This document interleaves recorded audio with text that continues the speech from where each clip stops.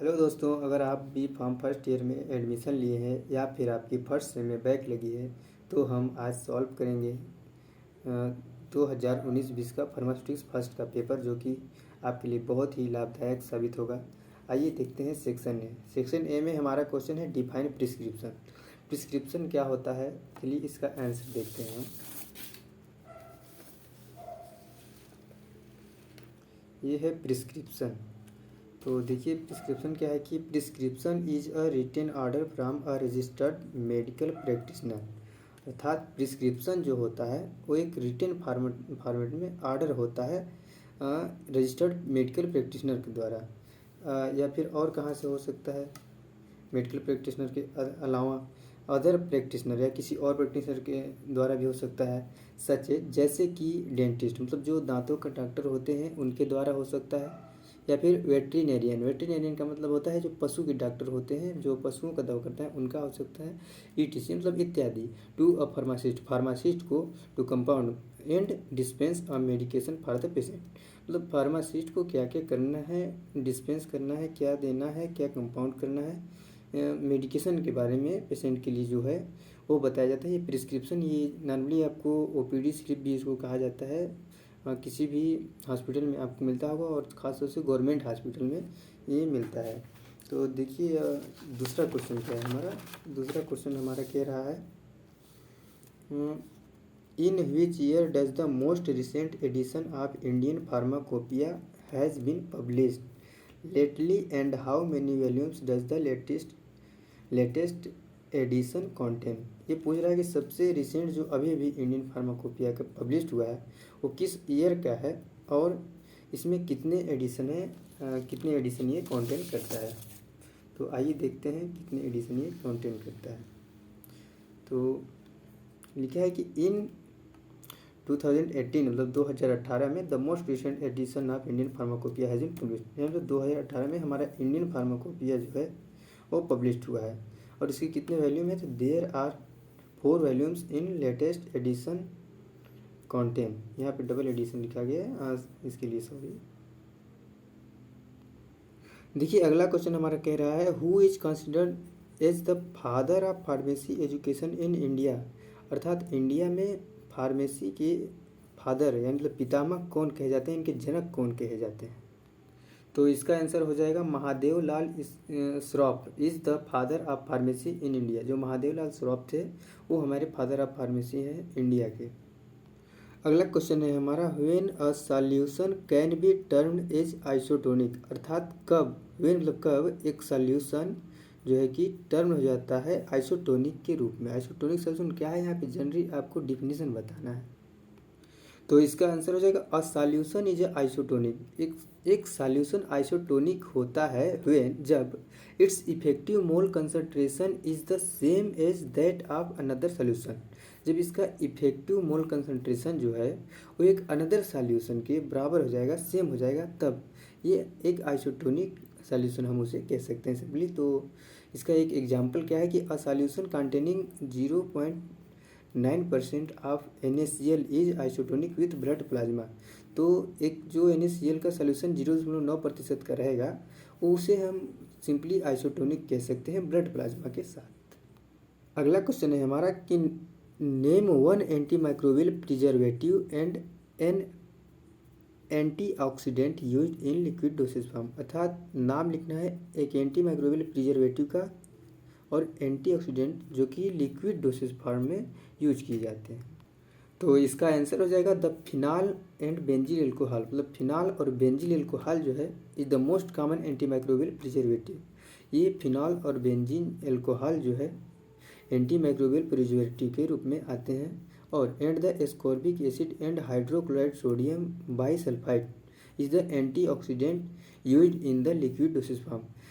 जो है कि स्कॉर्बिक एसिड और हाइड्रोक्लोराइड सोडियम बाईसल्फाइड जो है वो सिंपली एंटीऑक्सीडेंट के रूप में लिक्विड डोसेज फॉर्म में यूज किए जाते हैं। उनका ये डोसेज फॉर्म है जो कि आप पढ़ चुके होंगे, या फिर अगर आप बी फार्म फर्स्ट ईयर में भी एडमिशन लिए हैं तो आपको पढ़ाया जाएगा।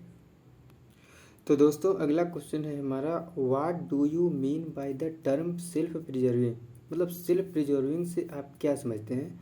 Give 2 examples of self preserving dosage form. मतलब ऐसा डोसेज फॉर्म जो कि सेल्फ प्रिजर्विंग हो, उसका एग्जाम्पल हमें सिंपली देना है।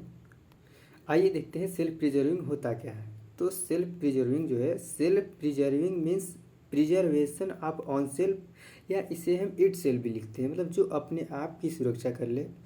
सिंपली जैसे हम कह सकते हैं कि सेल्फ इंडिकेटर जो होता है, जिस तरह से KMNO4, उसी तरह से सेल्फ प्रिजर्विंग होता है जो कि अपने आप इसे खुद कर लेता है।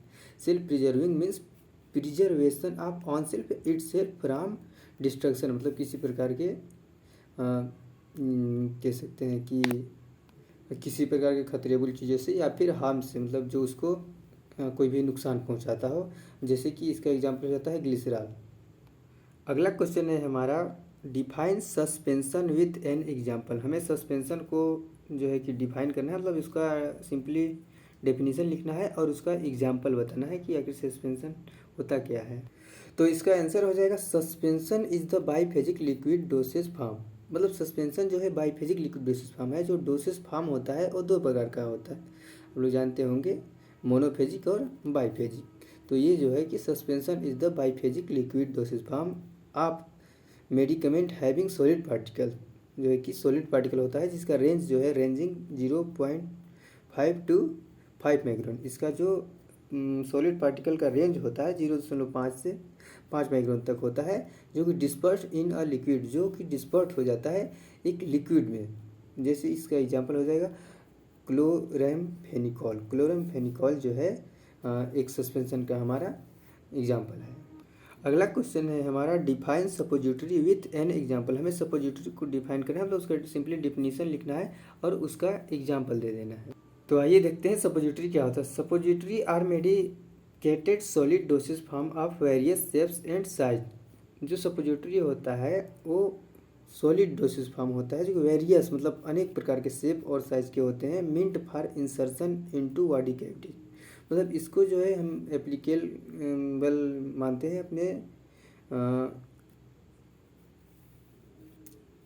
कैविटीज़ के लिए। Insertion into body cavities such as ear, nose, rectum, ETC। मतलब जो हमारे छिद्र होते हैं उसमें इसका सिंपली यूज किया जाता है। जैसे एग्जांपल के लिए हम देखें तो इसमें आ जाएगी यूरेथ्रल सपोजिटरी, ईयर कोन्स, नसाल सपोजिटरी, रेक्टल सपोजिटरी और वेजाइनल सपोजिटरी। जो यूरेथ्रल सपोजिटरी होता है उसका हम यूरेथ्रा में प्रयोग करते हैं, और जो ईयर कोन्स होता है उसे हम अपने कान में जो है कि प्रयोग करते हैं, और नसाल सपोजिटरी जो होता है उसे नाक में करते हैं, और रेक्टल सपोजिटरी जो होता है उसका हम रेक्टम में सिंपली यूज करते हैं, और वेजाइनल सपोजिटरी जो होता है उसके हम वेजाइना में सिंपली यूज करते हैं। अगला क्वेश्चन है हमारा, व्हाट इज थेराप्यूटिक इनकम्पेटिबिलिटीज। मतलब पूछ रहा है कि थेराप्यूटिक इनकम्पेटिबिलिटी क्या होता है। तो आइए देखते हैं।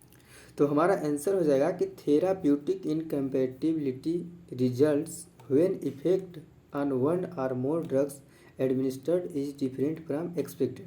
मतलब जो हमारा उम्मीद किया जाता है ड्रग का, उससे ठीक मतलब डिफरेंट हो जाता है जब उसका एडमिनिस्ट्रेशन, उसे हम थेराप्यूटिक इनकम्पेटिबिलिटी कहते हैं। मतलब जो कंप्लीट ना हो उसका, उसे इनकम्पेटिबिलिटी कहते हैं। जैसे कि इनकरेक्ट डोज, जैसे किसी को कम या अधिक डोज दिया गया हो तो उसे कहते हैं हम थेराप्यूटिक इनकम्पेटिबिलिटी।